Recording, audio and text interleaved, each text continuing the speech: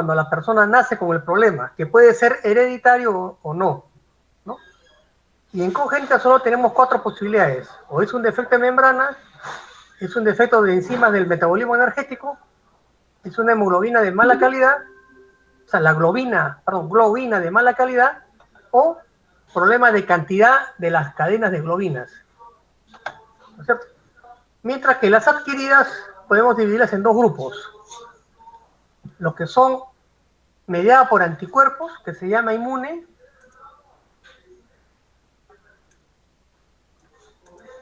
¿no? O las otras, el resto, que se llama no inmune.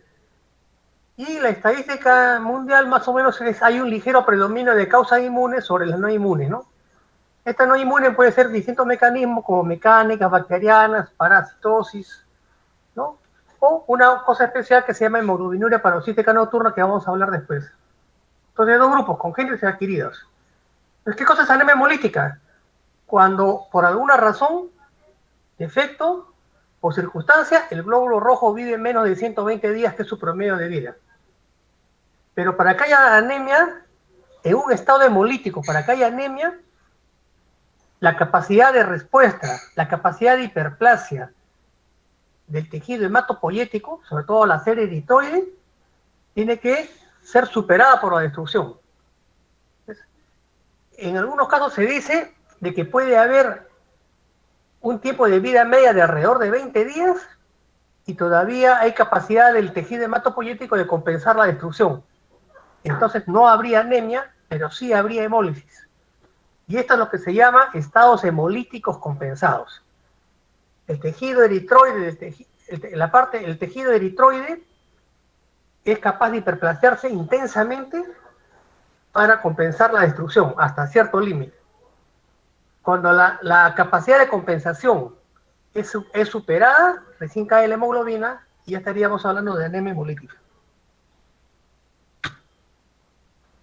Los hallazgos generales son comunes para todas las anemias hemolíticas.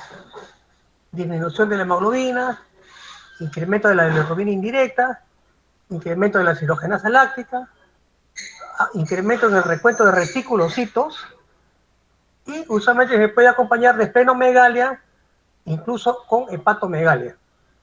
Pero tengan presente que entre 20 a 30% de los casos de anemias hemolíticas pueda que tengan niveles de bilirrubina indirecta normales, igual que la deshidrogenasa láctica. Sobre todo cuando son de baja intensidad y sobre todo cuando la reserva hepática puede manejar esa sobrecarga de bilirrubinas. Entonces, pero lo característico siempre va a ser esta triada, ¿no? Para hablar de anemia hemolítica, ¿no? La anemia, incremento de reticulocitos y la bilirrubina indirecta. Además hay otras cosas que se alteran, la bioquímica también se altera en estas circunstancias. Pero esto es lo clásico y lo representativo de la anemia hemolítica por general, ¿no?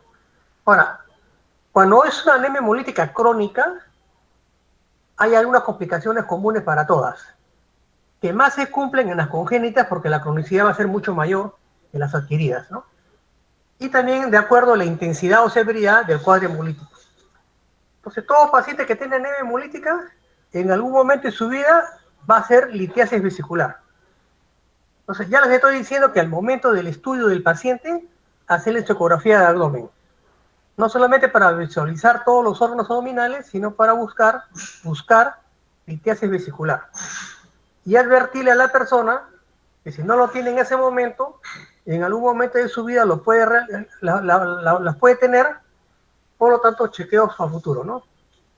Úlceras en la parte distal de las extremidades por microtrombos en la pequeña circulación, alteraciones esqueléticas, más en las congénitas, sobre todo la beta-talasemia, las formas homocigotas, en que la hiperplasia eritroide es tan severa, tan intensa, que ensancha el hueso, ensancha la tabla ósea, incluso se infiltra el tejido hematopoyético, o sea, la zona medular se infiltra dentro de la corteza cerebral, ¿no?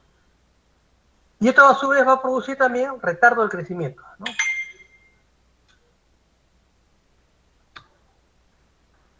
Y los hallazgos de laboratorio para cualquier anemia hemolítica usualmente va a ser la anemia La policromatofilia en el frotis de sangre periférica, que equivale a incremento de reticulocitos, que es una coloración especial.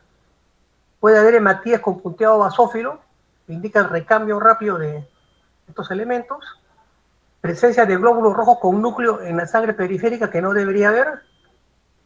Disminución de la aptoglobina. Y para recordarles, la aptoglobina es la proteína que transporta a la hemoglobina libre. O sea, la hemoglobina, producto de la hemólisis natural de los hematíes, no está suelta en la sangre, sino está transportada por la aptoglobina. Y esta unión aptoglobina-hemoglobina es una unión fuerte e impide que esta hemoglobina se vaya por la orina. Cuando la hemólisis supera a la capacidad de transporte, hay hemoglobinemia. Y esta hemoglobina libre sí se va por orina y va a constituir la hemoglobinuria, que es distinto a hematuria. Hematuria son glóbulos rojos en orina, hemoglobinuria es hemoglobina libre en orina. Ambas van a dar positivo al test de Tébeno, pero el sedimento urinario va a ser distinto. ¿Cierto? Y generalmente cuando hay hemoglobinemia es que la hemólisis ocurre dentro del vaso sanguíneo. O sea, es una hemólisis intravascular, principalmente. Aumento de las enzimas del tejido hematopoyético, entre ellas la deshidrogenasa láctica. Acuérdense que de deshidrogenasa láctica hay 5 isoenzimas. 1 y 2 son del tejido hematopoyético. Compartida, me parece, con el tejido renal también, ¿no? Entonces, las enfermedades hematológicas van a producir incremento de la deshidrogenasa láctica, ya sea anemia hemolítica, anemia megaloblástica, linfomas, mieloma múltiple, leucemias agudas, etcétera, etcétera, ¿no? Aumenta la bilirrubina, predomina indirecto, y lo que había mencionado, hemoglobinuria, si hay mucha hemoglobinemia.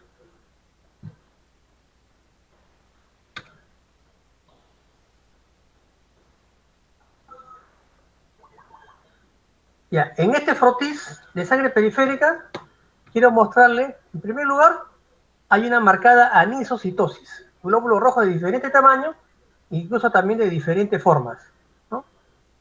Pero aquí vemos unas células más grandes, unos glóbulos rojos más grandes y de otro color. Esto se llama policromatofilia, al frotis de sangre periférica, que equivale a un reticulocito. Y los reticulocitos son las células jóvenes, pero que se leen con otra coloración, por otra metodología. Pero en el frotis coloreado con el RAI, me da células más grandes y de otro color. Y si hay muchos reticulocitos circulando, va a haber policromatofilia, incluso también puede haber macrocitosis. Entonces, dentro del conjunto de anemias macrocíticas, la primera posibilidad va a ser siempre anemia megaloblástica, pero también puede ser una anemia con muchos reticulocitos circulando, que también me dé el carácter de macrocitosis, ¿no? El reticulocito es más grande que el hematíe. Si hay muchos reticulocitos circulando, el promedio se va a subir y va a haber macrocitosis. Y estas otras células que le pongo acá son glóbulos rojos pero nucleados, o sea, son inmaduros. Mientras que el reticulocito es una célula joven, el normoblasto es una célula inmadura. Y esto es totalmente patológico, a excepción del recién nacido. El recién nacido sí puede tener un pequeño porcentaje de glóbulos rojos nucleados circulando en su sangre, pero no en otra etapa fuera del nacimiento. Entonces, ¿cuándo se ven normoblastos? Cuando hay malignidad de la médula ósea, por ejemplo, leucemias, etcétera, o también cuando la médula ósea sufre mucho estrés, o hemorragia severa, después de una hemólisis severa, la médula ósea está tan estresada que comienza a liberar o puede liberar elementos inmaduros, ¿no? Tratando de compensar el efecto, la falla, la carencia, ¿no? Entonces, anemias hemolíticas adquiridas, ¿no? Tenemos las que extracorpusculares, que ya lo había mencionado, inmunes y no inmunes, ¿no? Extracorpuscular es que el problema no es del glóbulo rojo, es de afuera. Pero sin embargo hay una excepción, que es la hemoglobinuria paroxística nocturna. La hemoglobinuria paroxística nocturna es el único defecto de membrana adquirido. Las anemias hemolíticas por defecto de membrana son congénitos, a excepción de la hemoglobinuria paroxística nocturna, en el cual es un defecto de membrana, es una enfermedad clonal, es de baja incidencia, que vamos a hablar un poco después de esta primera parte. Entonces, yendo al mismo tema de la clase, anemia hemolítica adquirida, nosotros vamos a desarrollar más lo que es la anemia hemolítica mediada por anticuerpos.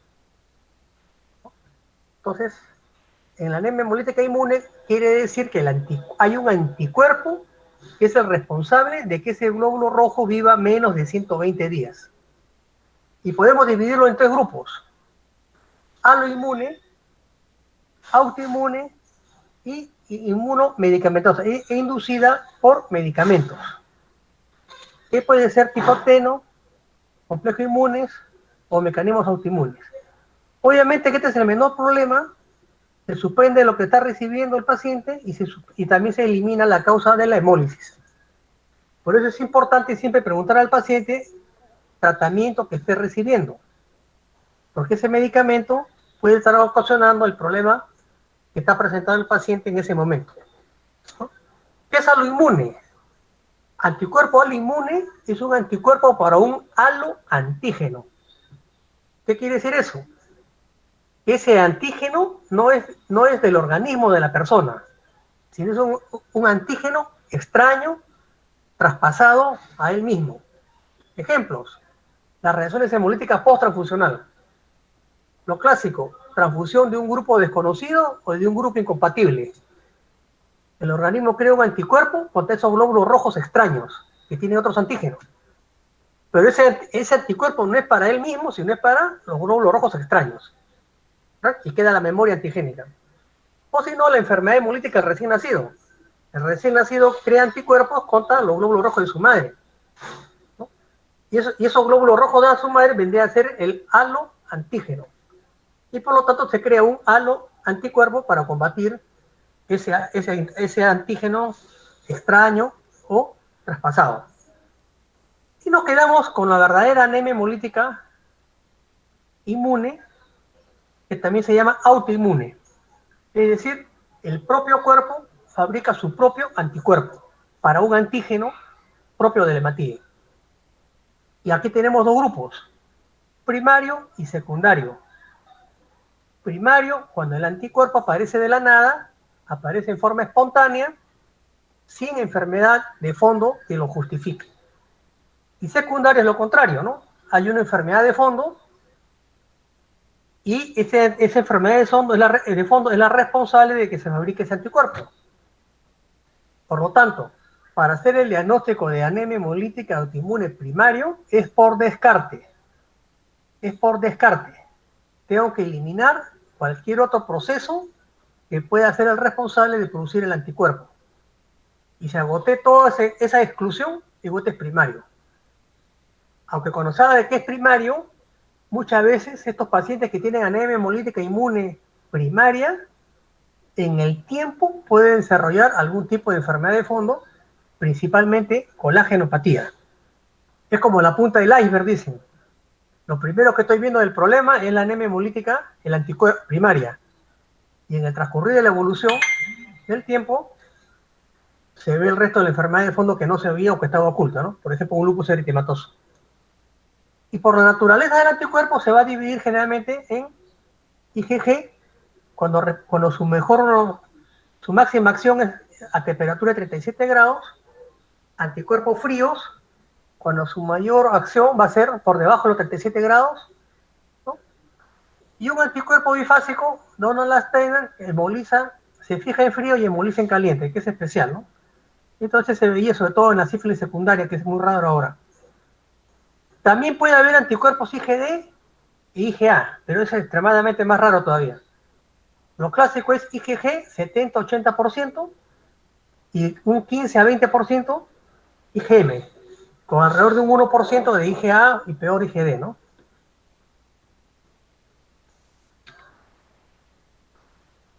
En anemias hemolíticas no inmunes, que era el otro grupo, solo para mencionarlas, ¿no? puede ser fragmentación mecánica vascular. Entonces, en la microcirculación, síndrome urémico hemolítico en niños, púrpura trombótica trombocitopénica, coagulación extravascular diseminada, síndrome HELP, etc. Presencia de prótesis valvulares que produzcan mucha turbulencia. Entonces, la turbulencia va a hacer que se puedan romper algunos glóbulos rojos. Y me va a dar una anemia hemolítica por el exceso de turbulencia originada por estas válvulas protésicas, ¿no? Y traumático, que también es raro, que era la hemoglobinuria de la marcha, que es el mejor ejemplo. Cuando los soldados decían caminar por muchas horas y largas distancias, marchando, la vibración de la planta del pie y del miembro inferior contra el suelo podía producir destrucción también de los hematíes en la microcirculación. Infecciones, lo clásico, bartonelosis, enfermedad de Carrión, ¿no? Una gran anemia hemolítica muy intensa, pero no es mediada por anticuerpos, sino directamente por la bacteria, ¿no? O septicemia por Clostridium Welchii también. En caso de parásitos, los mejores ejemplos es el paludismo, todas las formas de malaria, principalmente la malaria debido a falciparum, ¿no? Plasmodium falciparum. Sustancias tóxicas y oxidantes como metales pesados, medicamentos, venenos, secundarias enfermedades, ¿no? Insuficiencia, hepatopatías, insuficiencia renal, aunque aquí también interviene la ausencia de eritropoyetina, secuestro por el vaso, el hiperesplenismo muy importante en las personas que tienen esplenomegalia, entre ellas, por ejemplo, los cirróticos, o cualquier otra esplenomegalia de buen tamaño, ¿no? Dentro de enfermedades, perdón, dentro de los agentes naturales, trauma mecánica con quemaduras, choque hiperosmolar, etcétera, ¿no? La anemia hemolítica autoinmune tiene una incidencia baja, ¿no? De 1 a 3, de 1 a 5, de 1 a 7, por casos nuevos por cada 100.000 habitantes por año, ¿no? Con un poco mayor de frecuencia mujeres que hombres, ¿no? Y la disminución del tiempo de vida media de los anticuerpos, de los glóbulos rojos, es mediado por anticuerpos del mismo paciente dirigidos contra antígenos de la membrana, ¿no? Ya lo había dicho, puede ser de aparición brusca, de la nada, ¿no? O puede ser una aparición debida a otra enfermedad de fondo, ¿no?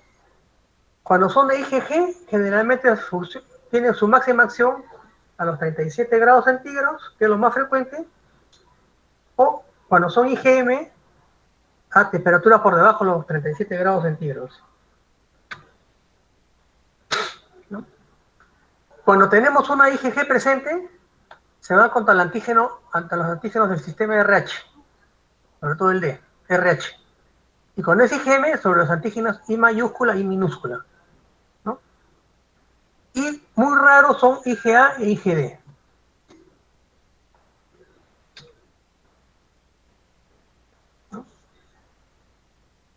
En cuanto a las secundarias, ¿qué podríamos tener acá? Que ya mencionó algo.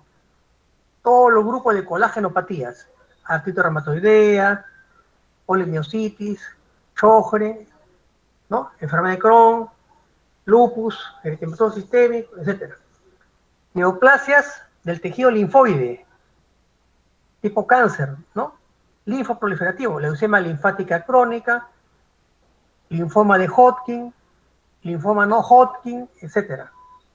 Otro tipo de cáncer, ¿no? Adenocarcinomas, cáncer gástrico, de ovario, broncogénico, infecciones, acuérdense del VIH, ¿no? Micoplasma, virus. Hay una relativa relación entre pacientes que tienen VIH y presencia de anticuerpos antiglóbulos rojos o anticuerpos antiplaquetas. Entonces, cuando nosotros tenemos un paciente que tiene anemia hemolítica autoinmune, parte del estudio obligatorio va a ser descartar infección por VIH. Igual cuando estudio un paciente que tiene PTI, paciente que tiene trombocitopenia, yo sospecho que es inmune, parte obligatoria es buscar o descartar enfermedad por VIH.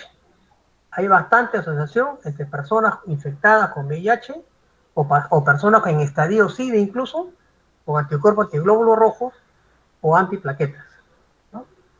Otras enfermedades autoinmunes, por ejemplo la tiroides Hashimoto, miastenia gravis, etc., ¿no? Entonces, puede ver en este cuadro, que está medio borroso, ¿no?, que el mayor porcentaje de anemia hemolítica inmune secundaria es neoplasia maligna del tejido linfoide. Los linfomas, leucemia linfática crónica e incluso también mieloma múltiple, ¿eh? Le sigue patología del tejido mesenquimal, o sea, las colagenopatías, otro tipo de otras neoplasias, como lo que hemos mencionado, estómago, broncogénito, cáncer de ovario, etc. Y infecciones en la menor parte. Aparece a cualquier edad, es más frecuente en los adultos, con leve predominio en mujeres sobre varones. En anemia hemolítica autoinmune primaria, el daño es específico para una sola proteína de la membrana del glóbulo rojo. No es un defecto generalizado de la inmunoregulación, como si fuese, por ejemplo, las colagenopatías, en que ya puede haber anticuerpos contra múltiples tejidos. Acá no. Aquí es algo específico contra un antígeno de la membrana del glóbulo rojo. Y acuérdense que cuando es IgG, es la mayor parte, la madre le puede pasar ese anticuerpo al feto. Y obviamente el recién nacido también va a tener el problema mientras esté presente el anticuerpo en su circulación. Las IgG son las únicas inmunoglobulinas que atraviesan la barrera placentaria. La lisis directa por complemento es poco común en la anemia hemolítica por anticuerpos calientes y común con la IgM. Correcto. Si estos anticuerpos fijan complemento, va a ser mayor la severidad de la hemólisis, ¿no? La excepción sería, en cuanto a las IgG, lo que son la IgG1 e IgG3. Acuérdense que son 4 subtipos de IgG, ¿no? Y los macrófagos del sistema retículo endotelial tienen receptores de superficie para la porción CFC y fragmento de complemento. Entonces, el hematillo o la plaqueta, si fuese un PTI, al estar rodeado de anticuerpos, los macrófagos del sistema retículo endotelial van a detectar la fracción FC de la inmunoglobulina y ahí va a producirse la destrucción de la célula. Cuadro clínico, usualmente es de aparición brusca, ¿no?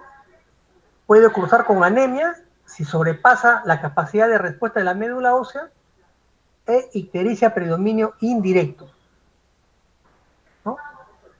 La visceromegalia, sobre todo la esplenomegalia, va a ocurrir también de acuerdo a la severidad y la cronicidad del cuadro hemolítico. Y la clínica de la anemia va a estar en relación con la severidad de la destrucción de los hematíes. A más anemia, mayor hipoxia tisular, mayor cuadro clínico. Cuando hay anticuerpos fríos, puede acompañarse de acrocianosis, es decir, cianosis en la parte distal del cuerpo. En el hemograma, ¿qué se va a encontrar?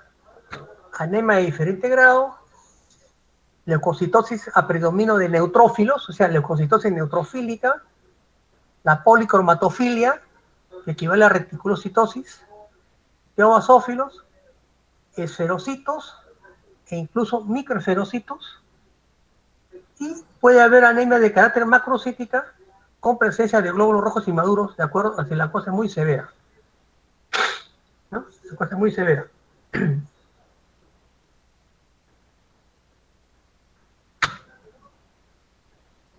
En la médula ósea, ¿qué puede encontrar?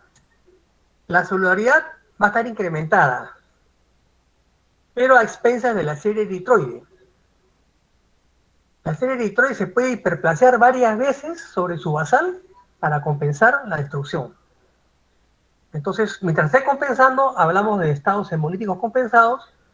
Cuando se rompe el equilibrio, recién cae la hemoglobina y hablamos ya de anemia hemolítica, ¿no?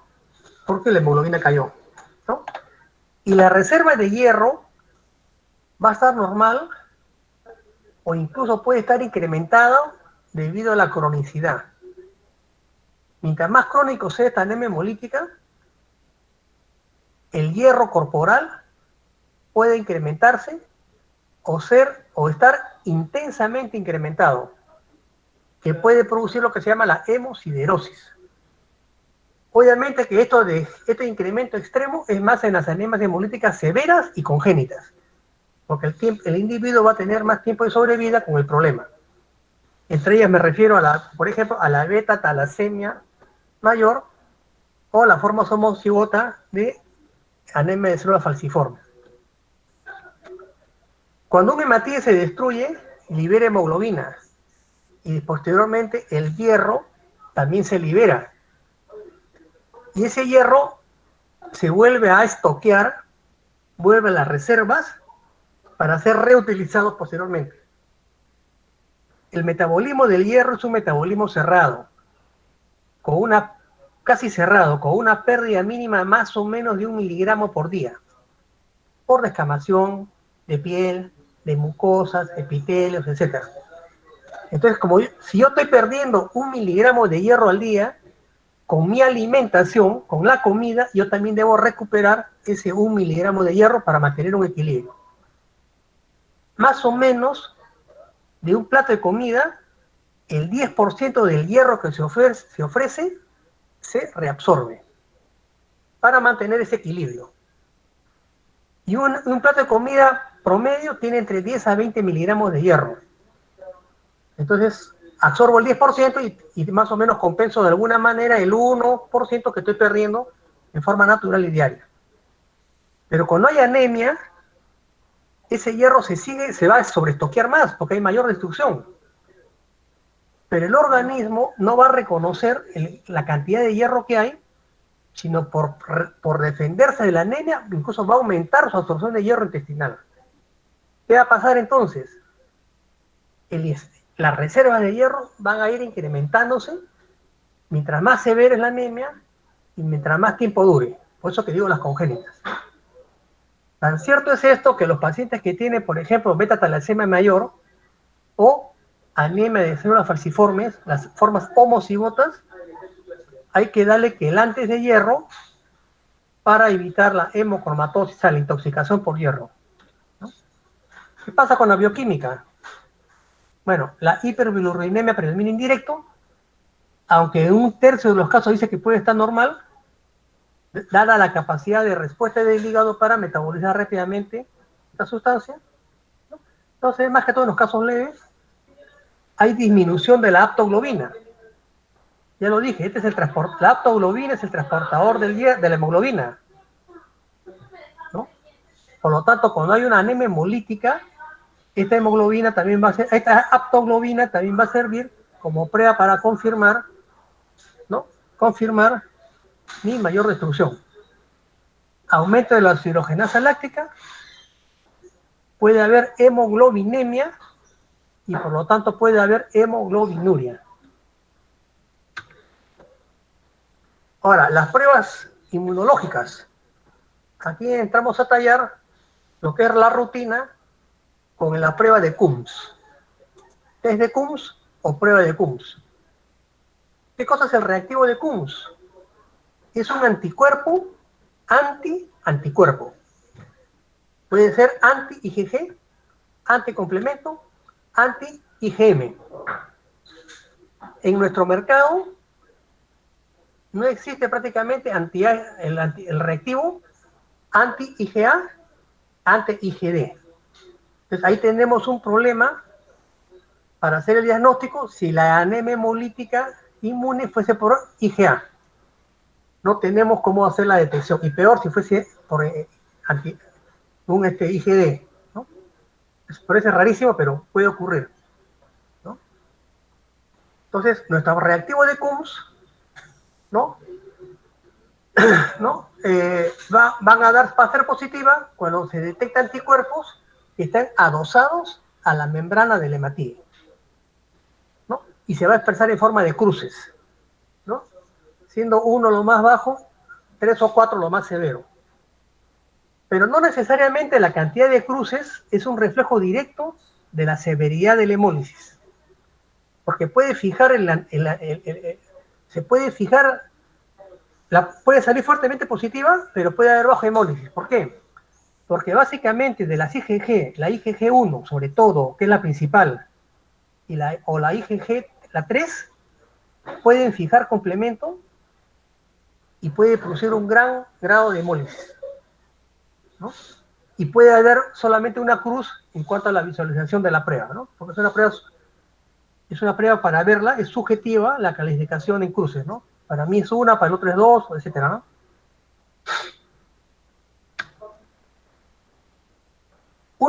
Tengan presente algo que hay mucha confusión en la sala, yo lo he visto.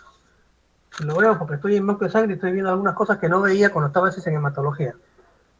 Una prueba de Q positiva por sí sola no establece el diagnóstico de anemia hemolítica autoinmune, ¿correcto?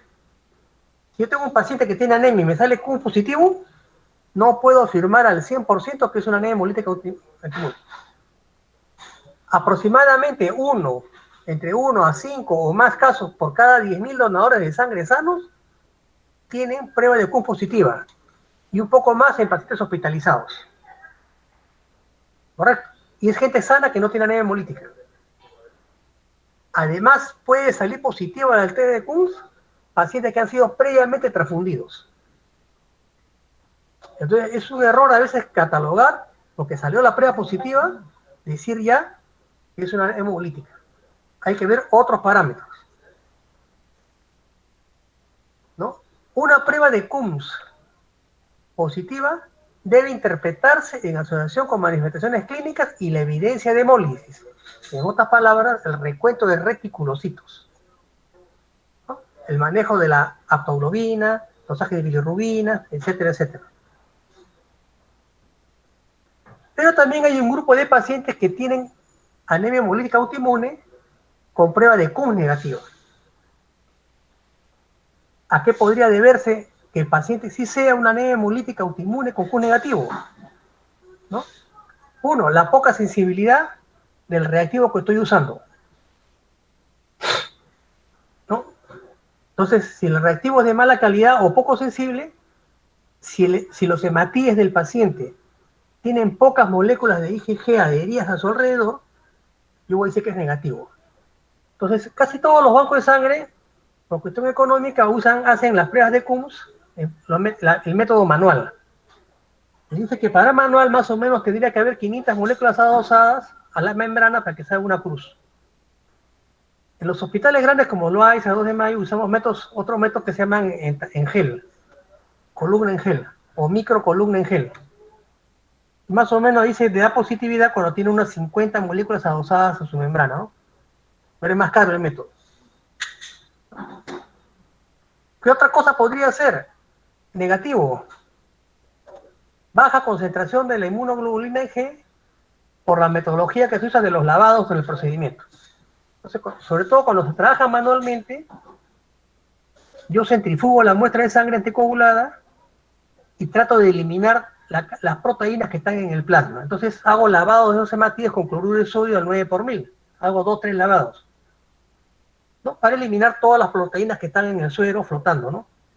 Pero si he lavado demasiado, puede hacer que también se despeguen estos anticuerpos de la membrana. Y a la hora que hago la prueba, puede salir negativo. Por eso es que las pruebas manuales tienen más margen de error que los procedimientos automatizados o semiautomatizados, ¿no? Y la otra posibilidad es que sea, por ejemplo, una anemia hemolítica autoinmune por IgA o IgD. Entonces no tenemos reactivos para poder detectar estas dos inmunoglobulinas. Ahí habrá que utilizar otros métodos. Si el test de Kunz no me es satisfactorio, podría ir a otras partes, otro estudio inmunológico, como son la citometría de flujo o las pruebas de ELISA, que tampoco se hace en nuestro medio. Por lo menos no conozco yo algún banco de sangre que haga por método de ELISA esta búsqueda del anticuerpo adherido, ¿no? Esto que estamos viendo acá son las tarjetas para métodos semiautomatizados o automatizados que estamos usando en el 2 de mayo. Y la mayoría de los bancos de sangre de hospitales grandes lo usan. Pero es mucho más caro que el manual. Muchísimo más caro, en proporción. Son tarjetas que vienen con estas microcolumnas Esta que está a la izquierda es una sin uso, una columna nueva, ¿no? Una microcolumna nueva. ¿Qué está relleno acá? Está relleno con un gel que tiene un anticuerpo, ¿no? La muestra del paciente la preparo con una solución que ya viene con, es parte de la prueba, que se llama LIS, y echo una gota, más o menos 50 microlitros, lo echo aquí en la microcubeta, lo, lo pongo en incubación a 37 grados centígrados y después lo centrifugo. Si el anticuerpo, si esto, ¿cómo se interpreta? Si este botón de glóbulo rojo después de la centrifugación en forma limpia se va al fondo, quiere decir que no hay anticuerpo que lo está reteniendo o entorpeciendo su descenso. Esto sería una prueba de Kuhn negativa. Pero en el ejemplo aquí de la derecha, después de la incubación y después de la centrifugada, se ha formado también un botón. Pero han visto que en el resto está difuminado con restos de matíes. ¿Qué cosa quiere decir esto? Que el anticuerpo que está en el gel está atrapando los hematíes y está impidiendo una caída limpia y total hacia el fondo de la microcolumna. Entonces, esta es una prueba de Kuhn positiva. Entonces, repito, el de la izquierda es nuevo sin uso, el del medio es una prueba de Kuhn negativo, el de la izquierda es una prueba de Kuhn positiva. Y esta prueba de Kuhn también se usa para las pruebas de compatibilidad previa a las transfusiones de sangre, para detectar otros grupos sanguíneos, ¿no? No solo para buscar anticuerpos en anemias hemolíticas, sino para la prueba de compatibilidad también. Tratamiento. Hasta donde se pueda, eliminar la causa que lo origina, ¿no? Segundo, tratar de inhibir o disminuir la producción del anticuerpo patológico. Mejorar la anemia, porque la anemia severa, hay hemólisis tan violentas, tan severas, que pueden ocasionar el deceso del paciente o puede producir problemas de necrosis en órganos nobles como la pituitaria, suprarrenales, etc., por la hipoxia severa. Entonces, a criterio del médico se va a transfundir, ¿no?, concentrado de glóbulos rojos, o sea, unidades de glóbulos rojos compatibles para evitar la hipoxia tisular severa. A veces se da el caso de que piden la orden al banco de sangre y el banco de sangre comienza a estudiar varias unidades guardadas y ninguna es compatible. Se revisa 5, 10, 15 y no hay sangre compatible. ¿Cómo se debe manejar el caso grave al paciente? El médico tratante, no el banco, sino el médico tratante. Transfundir la menos incompatible, previamente con la autorización del paciente o la autorización de la familia, si fuese el caso. Al pasar una sangre incompatible puede haber algún tipo de problema, definitivamente. Pero si la situación lo amerita, pasarla menos incompatible, ¿no? O incluso también se le pasa la sangre a 37 grados centígrados. Hay calentadores de fluidos para la bolsa de sangre que sale a 4 grados centígrados, llevarla a 37 grados y sobre todo prevenir con son anticuerpos fríos, ¿no?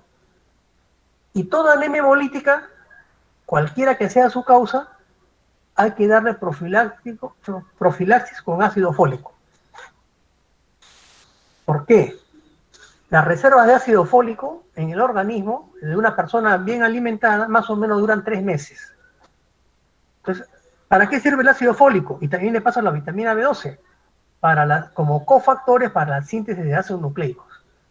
Entonces, si hay una anemia hemolítica severa y persistente por tiempo, va a haber mucho recambio de ácidos nucleicos, por lo tanto mucho consumo de ácido fólico.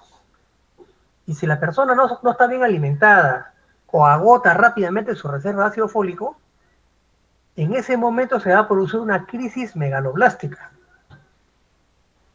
indistinguible de cualquier otra causa de anemia megaloblástica, por agotamiento del ácido fólico. Al momento del estudio, el médico va a decir anemia megaloblástica. inicia el tratamiento respectivo y otra vez arranca el cuadro hemolítico. ¿Cierto? Entonces, la profilaxis siempre se debe dar en los pacientes que tengan anemia hemolítica de cualquier etiología, congénita, adquirida, etc. Vía oral o vía parenteral, cualquiera de las dos. Y el tratamiento específico va a ser, en primer lugar, los inmunosupresores y a la cabeza de estos los corticoides, ¿no? Dependiendo de la severidad del cuadro, se va a dar corticoides entre 1 a 2 miligramos por día, por kilo de peso por día, por varias semanas, por lo menos dice 3 semanas, por lo menos, hasta estabilizar la hemoglobina en 10 gramos por decilitro. O sea, el criterio de buena respuesta va a ser que por lo menos el paciente pase los 10 gramos de hemoglobina por decilitro, ¿no? Si sube más, mejor todavía. Pero el criterio de buena respuesta es 10 gramos por decilitro. Más o menos lo mantengo por 3 semanas y comienzo a disminuir en escalera, ¿no? Hasta llegar a dosis bajas y mantenerlas por unos 2 o 3 meses. Y esto nos da una respuesta de 80% en los casos primarios. Pero generalmente menos de un tercio mantiene esos valores de hemoglobina a la hora que se reduzca o se suspenda el corticoide. Hay que iniciar nuevos ciclos y si no hay respuesta, ir a otro nivel en cuanto a la terapéutica.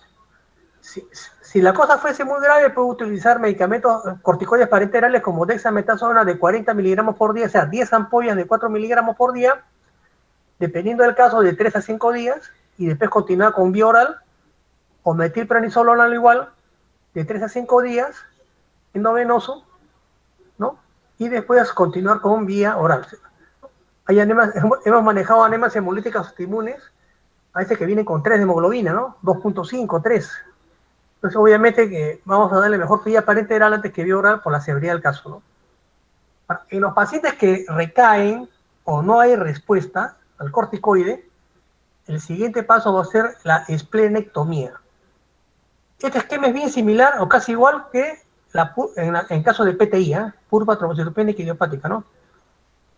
Entonces, al sacar el vaso, va a haber una respuesta por lo menos de esos que fracasaron en un 50% de los casos primarios o más. Pero aquí hay que hacer una advertencia a la persona, al paciente, para no crear falsas expectativas. Tenemos que decirle que al sacar el vaso, a nadie le gusta que lo operen, ¿no? Entonces yo digo, ¿sabe qué, señor? Lo más probable es que usted mejore, pero el vaso no es el responsable del problema. El vaso es el principal destructor. Y si yo saco el principal destructor, debe haber mejoría. Pero también puede fallar. Entonces no se le debe crear una falsa expectativa a la persona. Explicarle bien.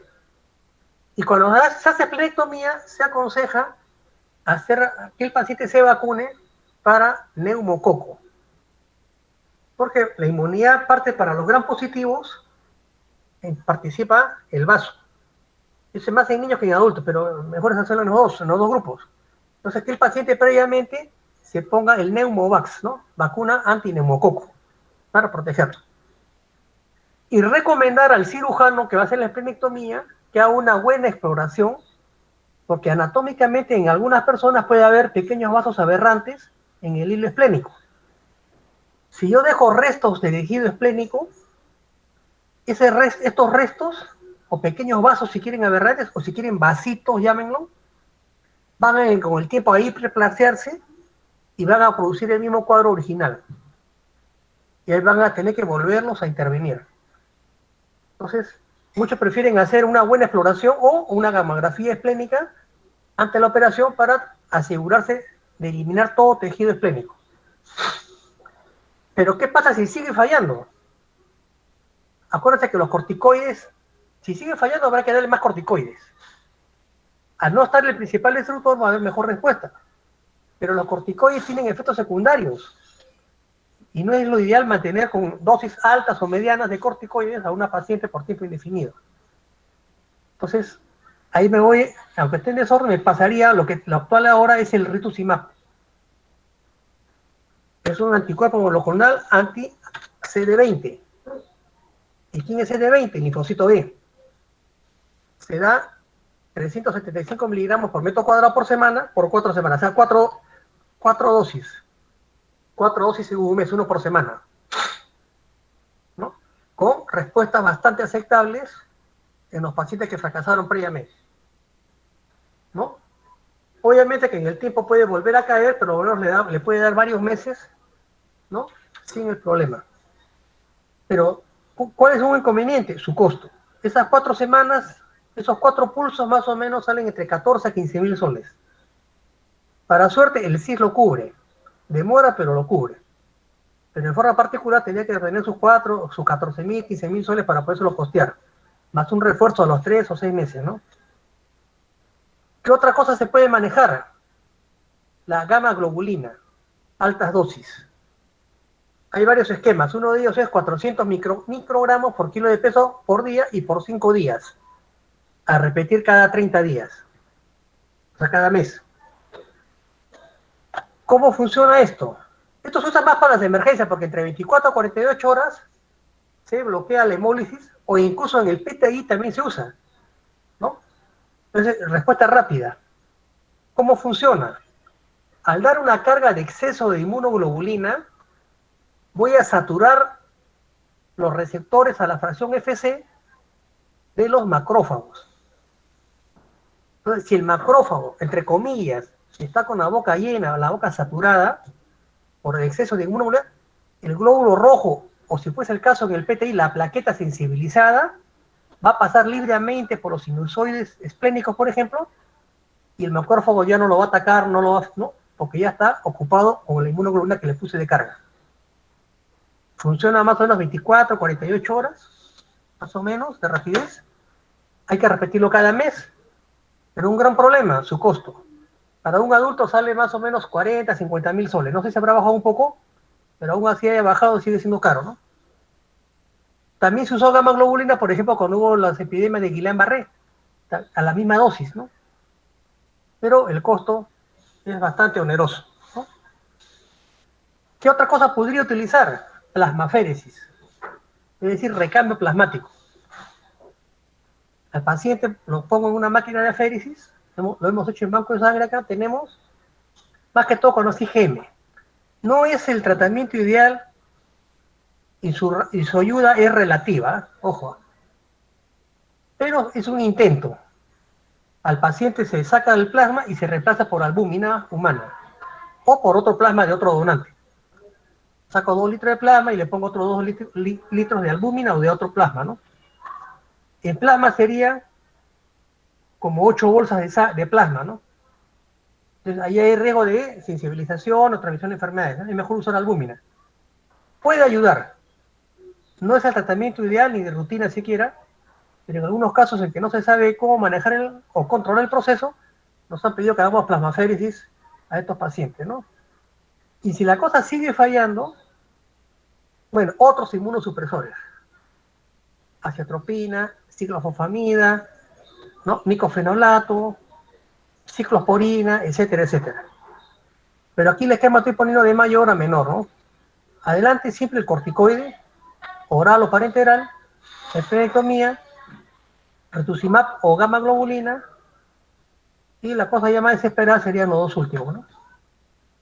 Más o menos así funciona el tratamiento, que es similar también al tratamiento de la purga trombocitopénica idiopática, que también es un problema inmune.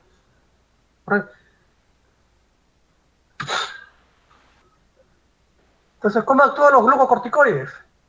Inhiben la función secuestradora del sistema mononuclear fagocítico, disminuye la fijación de anticuerpos sobre los hematíes y disminuye la producción de los anticuerpos por parte del sistema inmune. Desventaja, sus efectos secundarios, ¿no? A mediano o largo plazo, a largo plazo mayor.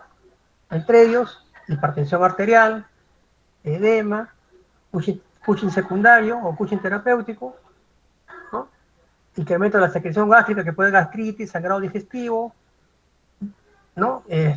Potencia o aumenta la osteoporosis, más si son personas mayores, ¿no? Son inmunosupresores, riesgo de infección, Por ejemplo, TBC pulmonar, que es frecuente en nuestro medio, ¿no? Aumento del psiquismo, catabolismo proteico, miopatía, etcétera. Entonces, todos estos problemas son con los corticoides de alta dosis y por tiempo prolongado. Por eso la idea es, si falló mi corticoide, ir a las otras opciones para evitar al paciente mayor daño por corticoides de largo plazo. ¿Alguna pregunta, por favor, hasta acá? Marjorie, ¿algún comentario? Creo que todavía no, doctor.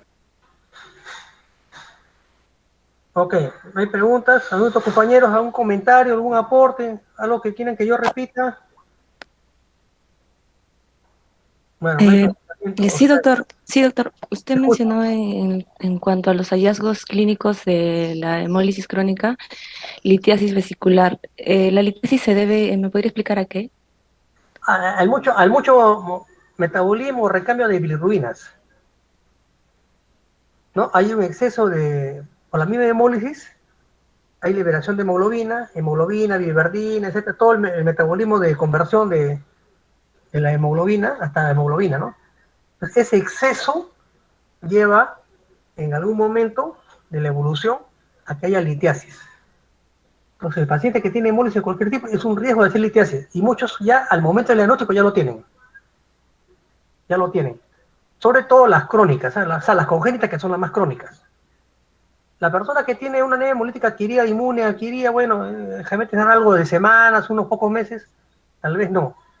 Pero sí advertirle que para futuro se esté chequeando porque en algún momento lo puede hacer si es que no se soluciona el problema de la hemólisis. En los congénitos severos casi todos lo van a llevar, ¿eh? Casi todos lo van a tener, por si acaso. Ya, doctor, gracias. Bueno, ¿algo más? ¿Alguna pregunta? ¿Alguien que quiera? Doctor, Sí. eso, en el tratamiento sobre la gamaglobulina, ¿podría repetir esa parte? ¿Cómo es que le ayuda la gamaglobulina? Ya, la gamma globulina, o sea, acuérdate que, ¿por qué se destruye el hematíe? O la plaqueta, si fuese el caso del PTI, ¿no? El Sí. hematíe está rodeado, en este caso, por ejemplo, de IgG, ¿no? Al pasar por los sinusoides esplénicos, que es el principal instructor, el vaso, los macrófagos del sistema mononuclear fagocítico tienen receptores para la fracción Fc de la inmunoglobulina. Entonces ahí es donde lo va a atacar. Y como esa inmunoglobulina está pegada al hematíe, se lo llevan de encuentro y se produce la hemólisis. ¿Correcto? Entonces, si yo previamente al paciente le doy una sobrecarga intensa de gamma globulina, estoy saturando estos receptores Fc del macrófago. Le puse como ejemplo, ¿no? Es como que estás comiendo y te lleno la boca, ¿no? Y me tenga la boca llena y masticando no puedes seguir comiendo, ¿no? Entonces, en la célula sensibilizada, llámese hematíe o plaqueta, no va a sentir el ataque de ese anticuerpo porque está entretenido con la sobrecarga de inmunoglobulina que yo le di previamente. Esa es la idea, ¿no? Es una terapia transitoria. No elimina al anticuerpo patológico, sino que bloquea al destructor, al responsable de la destrucción, que es el macrófago. Es una terapia transitoria, es rápida, 24, 48 horas puede estar haciendo ya efecto, pero hay que repetirlo cada mes. Entonces, ¿en quién se puede dar, por ejemplo? Se usa en niños. Dice que menores de 10 años no es conveniente hacer esplenectomía, porque de alguna manera el vaso interviene en la inmunidad para los gram positivos. Entonces, mejor no operar en PTI o en anemia hemolítica, ¿no? O una mujer gestante. No es conveniente hacer una operación del vaso en una mujer gestante, ni darle corticoides. Les puedo utilizar durante el embarazo gamma globulina. Pero el problema son los costos. No creo que esté bajando de 30.000 soles mensuales. Estaba entre 40 y 50.000 soles, ¿eh? El mes. No sé si habrá bajado algo. Pues si ha bajado algo debe ser también caro, ¿no? Ese es el gran inconveniente. Porque es una dosis no única, sino mes a mes. En cambio, por ejemplo, cuando se usó en el Guillain-Barré, es también la misma dosis, 5 días, ¿no? Pero era única dosis. Entonces el Ministerio de Salud, además de la plasmaféresis para el Guillain-Barré, proporcionó inmunoglobulina para casos especiales, ¿no? Porque también es carísimo, ¿no? No sé si está claro lo que estoy diciendo. Sí, sí lo entendí, doctor. Ok. ¿Alguna otra pregunta? Bueno, pasemos al siguiente tema. Hemoglobinuria paroxística nocturna. Nuestra hemoglobinuria paroxística nocturna es el único defecto de membrana adquirido. Es una enfermedad clonal. Es benigna, pero es clonal. Es decir, que una célula hace una mutación, esta célula se reproduce y crea su propia familia igual a ella, su clona, y va a desplazar, ¿no?, a las otras hematíes normales, o sea, a las otras células madres normales, hematíes, las células eritrales, perdón, y van a predominar, y va a producir el cuadro característico de hemólisis intravascular, sobre todo cuando el pH del cuerpo disminuye. Al bajar el pH, se activa el complemento y se va a producir la hemólisis intravascular. ¿Y por qué no? Dice, el nombre lo dice, paroxística es crisis, nocturna, algo así como de noche, noche, ¿no? ¿Y por qué pone de noche? ¿No? Porque generalmente cuando la gente duerme es en las noches. Si la gente fuera durmiera de día, bueno, ya no sería nocturna, ¿no? La gente duerme de noche, durante la noche baja el pH en forma natural, viene la crisis, y el paciente al levantarse al día siguiente puede tener o no orinas rojizas, lo que le llaman como lavado de carne. Cuando tienen una carne en el congelador y lo descongelan, van a ver una sanguaza, ¿no? Un líquido rojizo que se liberó al descongelarse, algo parecido, ¿no? Aunque no todos lo presentan, ¿eh? No todos los presentan, pero sí lo van a detectar a la hora que hagan la prueba para buscar hemoglobina libre en la muestra, ¿no? Entonces, es una enfermedad clonal de las células progenitoras hematopoyéticas. Hay una mutación adquirida de este gen, que es el fosfatil inositol glucano del grupo A, del PIG-A, situado en el brazo corto del cromosoma X. Caracteriza anemia hemolítica intravascular, con fuerte tendencia a la trombosis, que es una de las causas de muerte en estos pacientes. Pero además, un componente variable de hipoplasia medular. Hipoplasia, que se puede superponer con una anemia aplásica incluso. Es más, cuando un paciente se hace el diagnóstico de anemia aplásica, es obligación, es decir, sí o sí, descartar HPN. Son dos enfermedades interrelacionadas. Le dice que puede ser una anemia plástica con componente HPN y una HPN con hipoplasia medular. ¿El huevo o la gallina? ¿Cuál es primero? Correcto, ¿no? Entonces, ¿de qué se fallece el paciente usualmente con hemoglobinuria paroxística? Pues, derivado de la trombosis y en algunos casos por la citopenia que se produce o se puede producir. Generalmente es leve, ¿eh? Pero en algunos casos puede ser severo. Entonces, ahí se va a superponer con lo que es anemia plástica, también severa. Correcto. Afecta igual por ambos sexos. Puede aparecer en cualquier edad, con mayor incidencia en la tercera década de la vida, o sea, adultos jóvenes. Sobrevivencia estimada, ¿no? Países del primer mundo, obviamente, ¿no? De 10 a 15 años. Muerte principalmente por trombosis o derivada de la citopenia, pero es más por trombosis. Pero acá también puede haber otra cosa, ¿no? Puede transformarse en un bajo porcentaje a leucemia aguda, principalmente mieloide.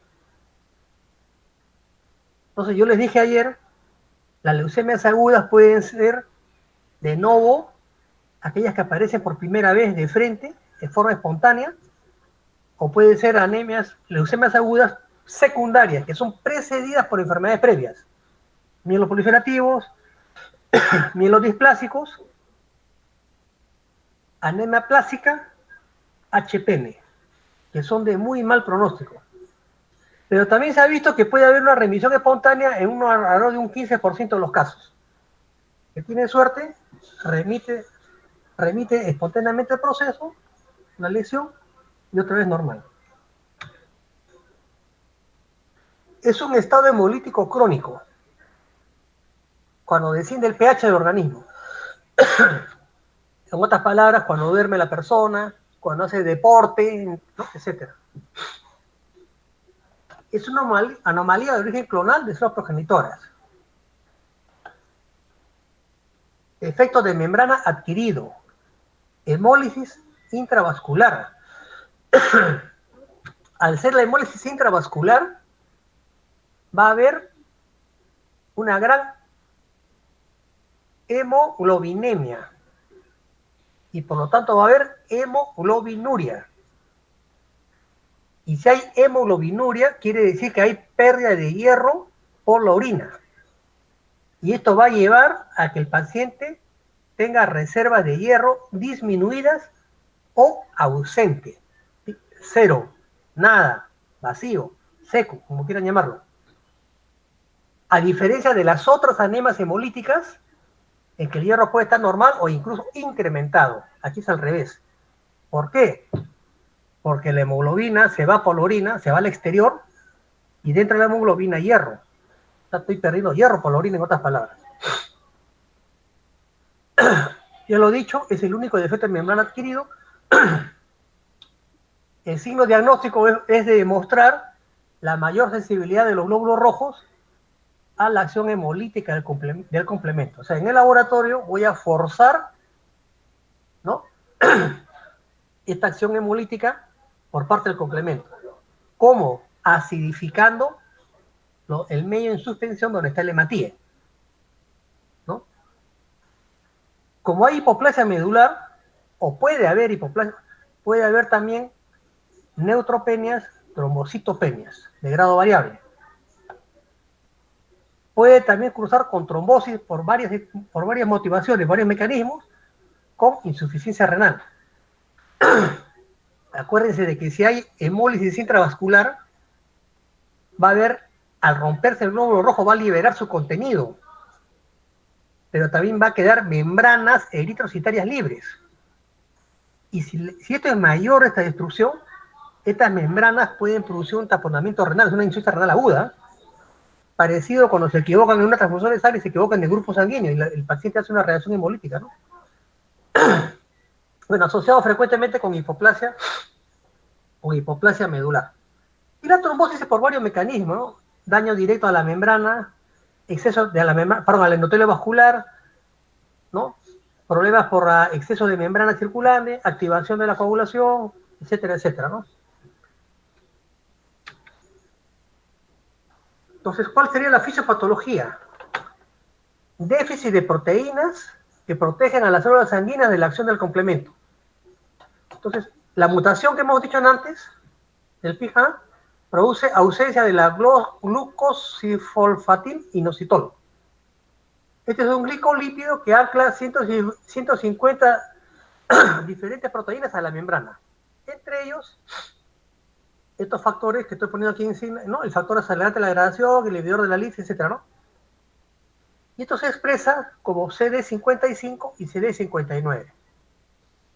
Entonces, para hacer el diagnóstico en actualidad, hay que hacer por citometría de flujo y pedir al laboratorio que hace citometría de flujo que evalúe estas dos componentes, el CD55 y CD59, que es mucho más preciso, exacto, mucho mayor sensibilidad y especificidad que las pruebas comunes de laboratorio, que es acidificación de las muestras.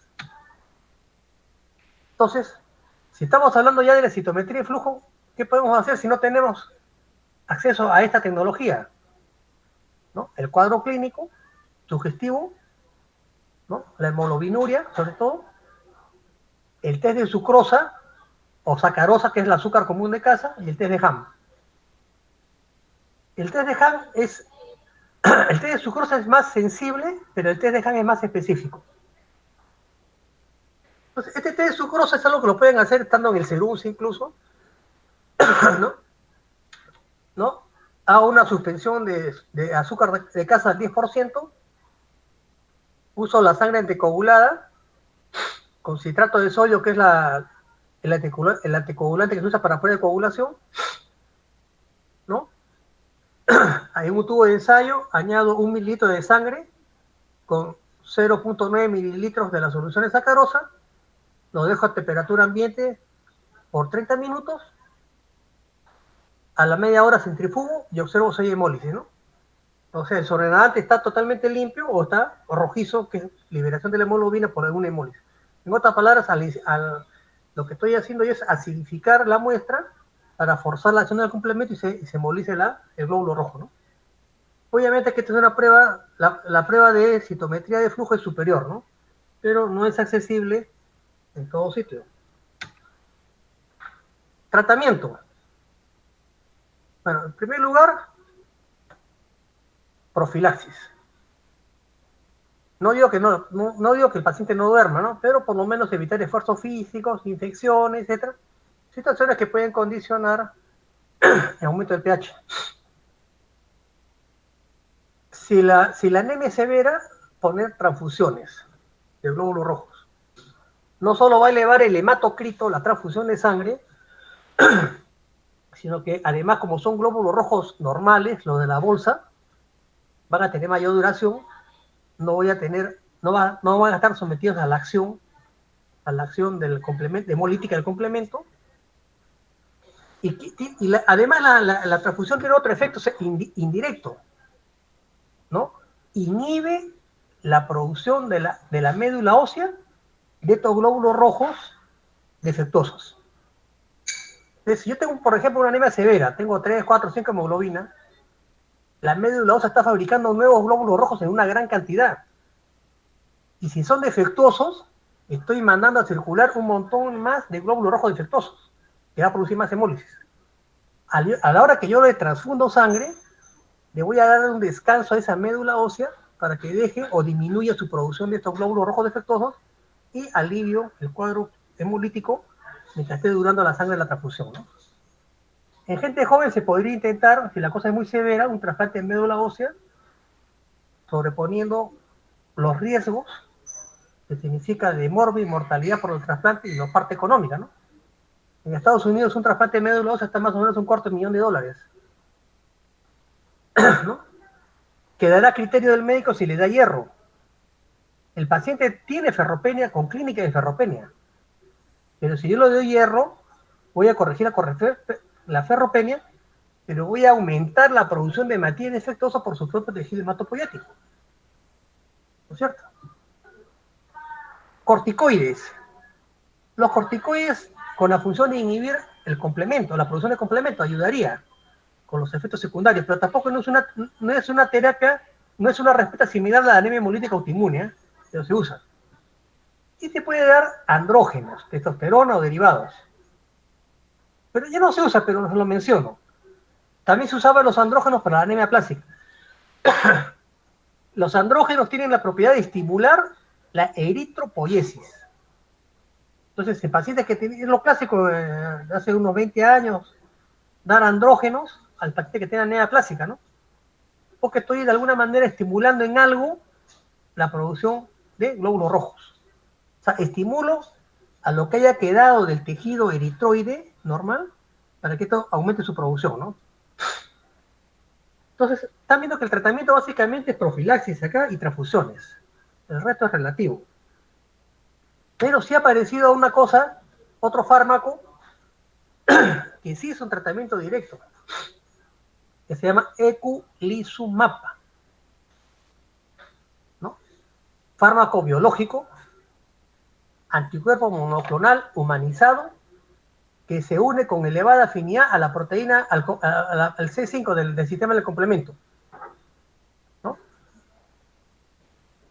Y de esta forma evita la fragmentación del C5 en C5 activado, ¿no? Y la hemólisis en los pacientes con HPN. Por el contrario, los restantes componentes del sistema involucrados no se afectan con el tratamiento. Entonces, aquí sí hay un tratamiento directo para evitar la destrucción e incluso normalizar el cuadro clínico del paciente. Se acostumbra a dar dosis de 30 a veces 40 miligramos por día, ¿no? Por varios meses, incluso. Cuando se interrumpa va a reproducirse otra vez el problema, ¿no? Pero hay un gran problema. Tal vez sea peor que la enfermedad o por lo menos un gran problema, su costo. En Estados Unidos el eculizumab por mes sale más de $400,000 anuales. Y algunos dicen que es el fármaco más caro del mundo, ¿no? Entonces, si en Estados Unidos es carísimo, trasladen eso al Perú, ¿no? Gastar $400,000 al año en este proceso. Es bastante difícil, ¿no? En la policitemia vera, yo le dije que con el ruxolitinib era más o menos 30,000 soles mensuales. Bueno, quién sabe, por ahí alguien, quién sabe, podría no manejarlo. Pero acá estamos hablando de 400,000 y más todavía, ¿no? Y si viene el Perú, seguro que va a ser más todavía. Entonces, no hay en el Perú, y aunque hubiera, prácticamente nadie lo compraría. Pero este sí es un tratamiento directo al problema. No sé si quieren alguna pregunta, algún comentario, algún aporte, alguna aclaración.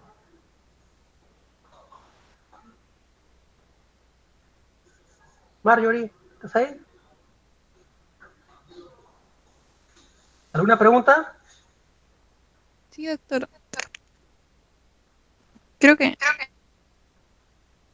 no hay ninguna pregunta, doctor. Nada, todo claro. Bueno. Ustedes están grabando esto, ¿no? ¿O quieres que te lo pase? Sí, pero igual sería bueno que me comparta sus diapositivas, doctor. No habría problema. La anterior también te la paso, pues, ¿no? Sí, por favor. Ya, yo te la mando a tu correo ahora, pues. Ya, doctor. Ya, bueno, entonces, si no hay preguntas, estamos por terminar la actividad. Buen fin de semana, ya nos vemos el lunes. Ya, ¿Correcto? doctor. Sí, doctor. Ya, Lunes ahora ya. vamos a algo, dejar de compartir.